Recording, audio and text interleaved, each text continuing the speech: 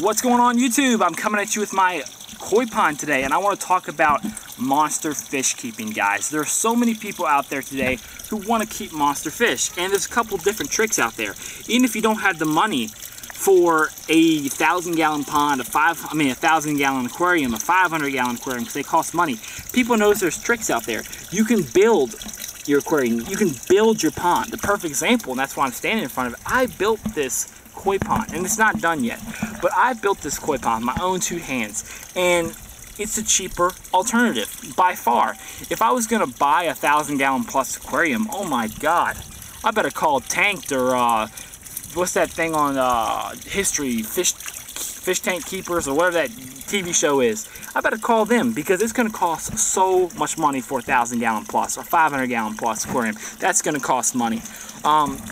So people out there today, they know alternatives. They can build what they want to do. They can use their own 2 hands, and it feels great when you build something with your own 2 hands. You see your image come to life, and there's nothing wrong with that, but you really got to know what you're getting into, guys. Obviously, if you want 125-gallon, you know, that stock tank, that little pond I had for whatever I want to use. I use duckweed right now. I grow plants in there to feed to the fish. That way they have vegetation. But, you know, a 125-gallon pond is a big aquarium, but it's a small pond. If I was going to build 125, it'd probably cost more or close to the same amount to buying a 125-gallon glass aquarium. So when I really look at that money and how close it is, I say, I probably want to just buy a tank. That way I can see my fish more. But when you really get into the 500 gallons, the 1,000-gallon plus, it's by far cheaper building it. But guys, you really got to know what you're getting into. You're not only doing it for yourself, but the people living with you, you've got to make it look nice. If you ghetto rig, I mean, I'm not going to call people out, but I've seen people on YouTube, and they have kiddie pools in their living room. No shit. And they build these ugly ass ponds, and people might think my pond's ugly. That's okay, but I like my pond, and they can say the same thing about me. You know, I might think their shit's ugly, but they like it.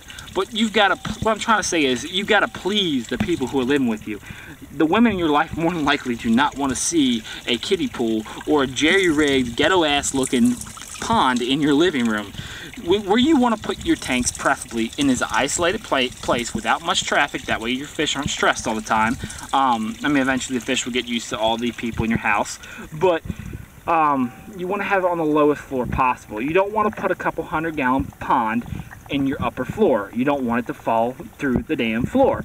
You want to put it preferably in the basement, where you've got a cement slab, where you know it's not going to go anywhere, or it's not going to ruin the foundation or go through the floor. So that's another thing. Weight. Weight's the most obvious factor. Water is heavy. It's roughly about 8 to 10 gallons per gallon, roughly. Another thing is cost of building. You know, you might add it up and stuff, and hey, oh, it's only going to cost this much for the build it. Well, how much is the liner going to cost? How much is the heaters going to cost? How much is the UV light going to cost? How much is the circulation? How much is the filtration going to cost? You know, you can build this stuff, but it's still going to cost you something. You're not God. You can't go boom out of thin air and it's there. So guys, cost. It's going to cost more to set it up than to build it, I promise. I had to resist making this thing gravel. I wanted to go bare bottom because I looked at the last pond and I said, no, I'm never doing that again. If I see leaves on the bottom, I can siphon them right out and get them out with a net instead of going through the gravel. Stuff, detritus getting trapped into cracks and crevices under rocks and stuff and causing the pond to crash. No, I'm going bare bottom. And more than likely, if you do that in a Oscar tank or arowana tank or red-tailed catfish tank or a pacu tank or a tigerfish tank, you're going to want some natural decoration in there. You're going to want gravel, you're going to want driftwood, and all this stuff is going to be harder to clean, so you're going to need more filtration. Then you got to think about the lighting, the heating, your electric bill, your water bill, all this stuff, the size of your fish, the water changes, the diet, the food they require, medication, what if they have babies, what are you going to do with the fish? There's so much into it, guys. So I promise you, just building the tank is going to be the cheapest part. Then you got to stock it, and then whoo, it goes on and on and on. Then you've actually got to maintain it. Do you have time to do a 100-gallon water change every week? Do you have time to do a 500-gallon monthly?